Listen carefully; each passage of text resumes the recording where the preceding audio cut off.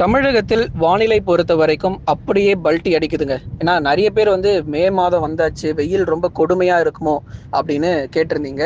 வெயிலுடைய தாக்கம் பொறுத்த வரைக்கும் எல்லாம் ஆரம்பத்துல தான், கடைசியில இந்த மே மாதம் முடியும்போது ஒரு கனமழையோட தான் இருக்கும் அப்படின்னு சொல்லி தான் நம்ம ஏற்கனவே கடந்த சில நாட்களாக தேதிகள் முதற்கொண்டு உங்களுக்கு நம்ம அறிவிப்புகள கொடுத்திருந்தோம். நீங்க பார்க்கலன்னா கடந்த வானிலை அறிக்கைய நீங்க போய் பாருங்க.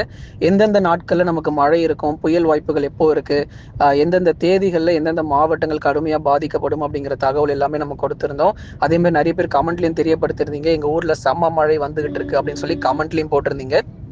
அதேதாங்க. இனி வரக்கூடிய நாட்களிலும் பெரும்பாலான மாவட்டத்துல மழை பொழிவு இருக்கதான் போகுது. ஒரு மிக முக்கியமான தகவலோட இன்னைக்கு நம்ம உங்களோட சந்திக்கிறோம். 2 புயல் சின்னங்கள் வங்கக்கடல் மற்றும் அரபிக்கடல்ல 2 புயல் சின்னங்கள் உருவாகுறதுக்கான வாய்ப்புகள் இருக்கிறது.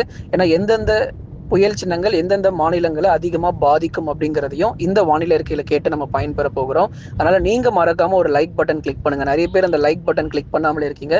பக்கத்துல இருக்கக்கூடிய சப்ஸ்கிரைப் பட்டனும் சேர்த்து கிளிக் பண்ணுங்க. நண்பர்கள், உறவினர்கள் எல்லாருக்கும் தெரியப்படுத்த ஷேர் பண்ணுங்க. அவங்களும் பார்த்து பயன்பெற்றுக் கொள்ளட்டும். ஏன்னா இது ஒரு மிகப்பெரிய ஒரு வரலாறு காணாத மழை பொழிவா நமக்கு இருக்க போது. மே மாதம் தானே, ஒரு கோடை காலம் தானே, இதுல எங்க நமக்குலாம் ஒரு மழை வரப்போகுது அப்படின்னு சொல்லி நீங்க சாதாரணமா எடுத்துக்காதீங்க. இந்த தென்மேற்கு பருவமழை பொறுத்த வரைக்கும் ஆரம்பத்திலேயே நல்ல ஒரு தீவிர மழை பொழிவோட ஆரம்பிக்குது. மே மாதங்கள்ல தமிழ்நாட்டிலலாம் பெருசா ஒன்றும் மழை வராதுங்க அப்படின்னு நிறைய பேர் வந்து கமெண்ட்ல போட்டிருந்தீங்க. அப்படியெல்லாம் கிடையாது. வானிலை பொறுத்த வரைக்கும் அப்படியே நமக்கு மாறுகிறது. எங்கெல்லாம் நமக்கு வந்து மழை சரிவர பெய்யாம இருக்கோ அந்தந்த பகுதிகளில் மிக கடுமையான மழை பொழிவு அப்படிங்கிறது பதிவாக தாங்க போகுது. அதுல எந்த மாற்று கருத்துமே கிடையாது. ஒவ்வொரு மாவட்ட வாரியா நம்ம பார்க்கலாம். உங்க மாவட்டத்துல மழை வாய்ப்புகள் பத்தி தெரிஞ்சுக்கணும்னா நீங்க கடைசி வரைக்கும் வானிலை அறிக்கையை கேட்டு பயன்பெற்றுக் கொள்ளுங்க. முதற்கட்டமாக மே 23ஆம் தேதி அன்று அரபிக்கடல் பகுதிகளில் ஒரு குறைந்த காற்றழுத்த தாழ்வு பகுதி பொறுத்த வரைக்கும் உருவாகிறதுக்கான வாய்ப்புகள் இருக்கிறது. ஏன்னா அரபிக்கடல்ல இந்த தென்மேற்கு பருவமழை தொடங்க இருக்கிறதுனால உங்களுக்கு இந்த தாழ்வு பகுதி அப்படிங்கிறது உருவாகி பின்னர் புயலாக மாறி அதிதீவிர புயலாகவும் அதுக்கப்புறம் ஒரு சூப்பர் சைக்ளோனாக மாறுவதற்கான வாய்ப்பும் அதிகமா இருக்கு. போன வாரத்துல நம்ம பார்த்தோம், அந்தமான்ல தென்மேற்கு பருவமழை அப்படிங்கிறது தொடங்குச்சு. அதுக்கப்புறம் நம்ம அப்பவே சொல்லியிருந்தோம், அடுத்த வாரத்துல நமக்கு வந்து கேரள பகுதிகளில் தென்மேற்கு பருவமழை தொடங்கிரும் அப்படிங்கிறத சொல்லியிருந்தோம். அதே போலவே நமக்கு கேரளா பகுதிகளில் தென்மேற்கு பருவமழை தொடங்கியாச்சு. இப்பவே கேரளாவில் வந்து தினந்தோறும் கனமழைங்கிறது ஒரு சாதாரணமா பதிவாகிட்டு இருக்கு. 24 மணி நேரமும் மழை பொழிவு கேரளாவில், மழை ஓய்வே இல்லாம நமக்கு அந்த பகுதிகளில் மழை பொழிவை நம்ம பார்த்துட்டு இருக்கிறோம். அதே மாதிரிதான் கர்நாடகா மற்றும் மகாராஷ்டிரா மாநிலங்களிலும் படிப்படியாக இந்த பலத்த மழை பொறுத்த வரைக்கும் தீவிரமாகி வருகிறது. படிப்படியாக வலுப்பெற்று இது சக்தி புயலாக மாறக்கூடும். ஏன்னா அரபிக்கடல்ல உருவாகக்கூடிய புயலுக்கான பெயர் சக்தி புயல் என்று வைக்கப்பட்டிருக்கிறது. இந்த சக்தி புயல் என்ன பண்ணும் அப்படின்னா ஒரு தீவிர புயலாக மாறி அதுக்கப்புறம் அதிதீவிர புயலாகவும் சூப்பர் சைக்ளோன் என்று சொல்லக்கூடிய 190 200 கிலோமீட்டர் வேகம் வரைக்கும் அரபிக்கடல் பகுதிகளில் சுழண்டு கொண்டிருக்கும். அப்புறம் கொஞ்ச நாட்கள் கழித்து, அதாவது ஓரிரு நாட்கள்ல படிப்படியாக மகாராஷ்டிரா மற்றும் குஜராத் மாநிலங்களை நோக்கி நகர்ந்து அந்த பகுதிகளில் ஒரு மிக கனமழையும் அதி கனமழையும், அந்த கடலோரம் மற்றும் கடல் ஒட்டிய பகுதிகளில் அதீத கனமழை 40 முதல் 60 சென்டிமீட்டர் மழை வரைக்கும் மிக அதிகமாக பதிவாகி வரலாற்று மழையை இங்க வந்து பதிவு பண்ணோம். குறிப்பா நமக்கு மும்பை போன்ற நகரங்கள் வந்து ஜூலை மாதத்திலேயோ இல்ல ஜூன் மாதம் இறுதியிலேயோ தான் ரொம்ப ஒரு வெள்ளக்காடாக இருக்கிறது போல இருக்கும். தென்மேற்கு பருவமழைலாம் அதிகமா இருக்கும். ஆனா இந்த வருஷம் மே மாதத்திலேயே நமக்கு மகாராஷ்டிரா மாநிலங்கள்ல மிகவும் ஒரு கொடூரமான மழை பொழிவு அப்படிங்கிறது பதிவாக போகுது. அதை எதிர்கொள்ள தயவு செய்து ரொம்ப உஷாரா இருந்துக்கோங்க.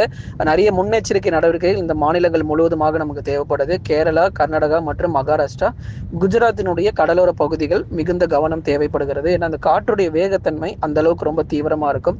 நமக்கு நாகப்பட்டினத்துல கஜா புயலை விட இது ஒரு மோசமான ஒரு புயலாகவே பார்க்கப்படுது. கஜா புயலே பரவாயில்ல போல இருக்கு. இது அதோட வேகத்தன்மை பொறுத்த வரைக்கும் ரொம்ப தீவிரமா இருக்கிறது. பெயருக்கு ஏற்றாற் போலவே அந்த காற்றுடைய வேகத்தன்மையும் மழை பொழிவும் ரொம்ப தீவிரமாக இருக்கும் இந்த 3 மாநிலங்கள்ல. அடுத்ததாக கடல்ல இருக்கிற வரைக்கும் இதனுடைய வேகத்தன்மை வந்து சொன்னது போல 140 150 கிலோமீட்டர் வரைக்கும், சில சமயங்கள்ல 160 கிலோமீட்டர் வேகம் வரைக்கும் கண்டிப்பாக இதனுடைய வேகத்தன்மை இருக்க போகுது. இன்னொரு புயல் பத்தி நம்ம சொல்லியிருந்தோம், அதுதான் வங்கக்கடல்ல உருவாகக்கூடிய இந்த புயல். உருவாகக்கூடிய இந்த புயல் காரணமாக 4 மாநிலங்கள் பொறுத்த வரைக்கும் மிக கடுமையாக பாதிக்கப்படும். ஒன்று வந்து வடக்கு ஆந்திர பகுதிகள், ஸ்ரீகாகுளம் மற்றும் அதன் சுற்றுவட்டார பகுதிகள், ஒரிசாவினுடைய கடலோர பகுதி, ஒரிசாவினுடைய கடலோர பகுதிகள் புவனேஸ்வர், பூரி மற்றும் அதன் சுற்றுவட்டார பகுதிகளிலும், இந்த தீவிரமான மழை பொழிவு அப்படிங்கிறது கண்டிப்பாக நம்ம வந்து எதிர்பார்க்கலாம்.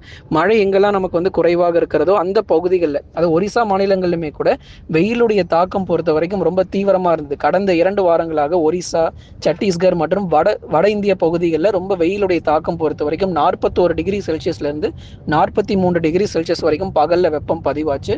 இப்போ இந்த புயல் காரணமாக அந்த பகுதிகளில் மிக கனமழையும் அதி கனமழையுமாக நமக்கு பதிவாகக்கூடும். தொடர்ந்து இந்த புயலானது 2 புயலுமே வடக்கு திசை நோக்கி தான் நகரும். அரபிக்கடலும் சரி, அதே மாதிரி வங்க கடலிலும் சரி, 2 புயலுமே நமக்கு வந்து வடக்கு திசை நோக்கி தான் நகர வாய்ப்பு இருக்கு. திசை மாறி தமிழ்நாட்டுக்குள்ள வருமானலாம் சில பேர் கேட்குறீங்க. அப்படிலாம் நமக்கு வாய்ப்பு கிடையாது.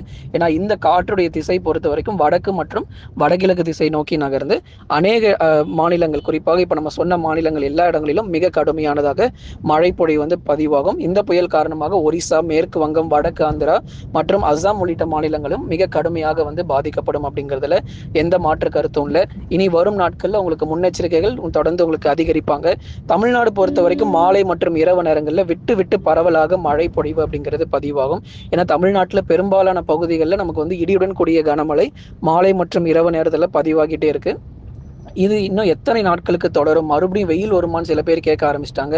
ஏன்னா அந்த அளவுக்கு மழை பொழிவு சில மாவட்டத்தில் புரட்டி போட்டிருக்குங்க.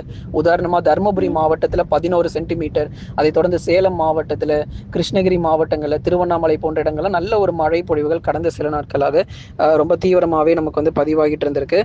தொடர்ந்து பல பகுதிகளிலும் பல இடங்களிலும் இடி மின்னலுடன் கூடிய கனமழையும் பதிவாகி இருக்கிறது. மிக கனமழை உள் மாவட்டத்தில் இனி வரும் நாட்களிலும் புரட்டி போடும். இரவு மற்றும் நள்ளிரவு நேரங்கள், குறிப்பாக நம்ம தமிழ்நாட்டில் வந்து இரவு மற்றும் நள்ளிரவு நேரத்தில் தான் இந்த மழை பொழிவு ரொம்ப தீவிரமாக கூடும். சில மாவட்டத்தில் நள்ளிரவு மற்றும் அதிகாலையில் நமக்கு மழை இருக்கும். ஏன்னா கமெண்ட் செக்ஷனில் நிறைய பேர் என்ன கேட்குறீங்கன்னா, ப்ரோ ஏர்லி மார்னிங்கே ரெயின்ஃபால் வருமா அப்படிலாம் கேட்குறீங்க. அதே மாதிரி பகல் நேரங்களில் மழை வருமானு கேட்குறீங்க. நமக்கு நேரங்கள் முக்கியம் அல்ல, எந்த அளவுக்கு நமக்கு ஒவ்வொரு பகுதிகளிலும் மழை பெய்கிறது அப்படிங்கிறத நம்ம பார்க்கணும். நேரங்கள் பொறுத்த வரைக்கும் வித்தியாசப்படும், ஆனால் மழை அளவில் எந்த வித்தியாசமும் கிடையாது. சென்னை முதல் குறிப்பாக புதுக்கோட்டை வரைக்கும் இருக்கக்கூடிய அனைத்து வட தமிழக கடலோர மற்றும் டெல்டா மாவட்டங்கள் முழுவதுமாகவே மிக கடுமையான மழை பொழிவு அப்படிங்கிறது பதிவாக தாங்க செய்யும். அதை தொடர்ந்து நமக்கு உள் மாவட்டங்களிலும் கடுமையான கனமழை பொறுத்த வரைக்கும் கண்டிப்பாக இருக்கும். வேலூர், திருப்பத்தூர், ராணிப்பேட்டை, திருவண்ணாமலை, சேலம், கரூர், நாமக்கல், திருப்பூர், ஈரோடு, கிருஷ்ணகிரி, தருமபுரி, அதை தொடர்ந்து மேற்கு தொடர்ச்சி மலையொட்டிய மாவட்டங்களான நீலகிரி, கோயம்புத்தூர், தேனி மற்றும் தென்காசி உள்ளிட்ட மேற்கு தொடர்ச்சி மலையொட்டிய மாவட்டங்களிலும் பல பகுதிகளில் கனமழை பொறுத்த வரைக்கும் வெளுத்து வாங்கி விட்டுரும். அதனால இந்த மே இறுதியில் தென்மேற்கு பருவமழை தீவிரம் காரணமாக பல பகுதிகள் நீலகிரி, கோயம்புத்தூர் உள்ளிட்ட இடங்களில் நிலச்சரிவுகள் ஏற்படுவதற்கான வாய்ப்பும் ரொம்ப அதிகமாக இருக்குது. ஏன்னா இந்த மலைப்பகுதியில் இருக்கிறவங்க தயவு செய்து ரொம்ப கவனமாக இருங்க. இந்த பகுதிகளில் அதிகப்படியான அந்த நிலச்சரிவுகள் மற்றும் வெள்ள அபாய எச்சரிக்கை இந்த மே இறுதி மற்றும் ஜூன் முதல் வாரத்தில் அதிகமாக நமக்கு வந்து காத்துக்கிட்டு இருக்கு. தென் மாவட்ட பகுதிகள் மதுரை, திண்டுக்கல், விருதுநகர், சிவகங்கை, தூத்துக்குடி, திருநெல்வேலி, ராமநாதபுரம், கன்னியாகுமரி உள்ளிட்ட மாவட்டங்களில் பகுதியான மழை பொழிவாகவே இருக்கும். பெரும்பாலும் வந்து இந்த தென் மாவட்டங்களில் வானம் ஓரளவு மேகமூட்டமும், வட தமிழ்நாடு முழுவதுமாக அதிக மழை பொழிவும் கண்டிப்பாக இருக்கும். இதுவரை மழை சரிவர பெய்யாத பகுதிகளுக்கும் மிக கடுமையான கனமழை பொறுத்தவரை உள் மாவட்டங்கள் மற்றும் கடலோர பகுதிகளிலும் வெளுத்து வாங்கும் நண்பர்களே. நீங்க மறக்காம ஒரு லைக் பண்ணுங்க, சப்ஸ்கிரைப் பண்ணி தொடர்ந்து சப்போர்ட் பண்ணுங்க. இனி அடுத்து வரும் நாட்களிலும் மிக கடுமையான மழை பொழிவை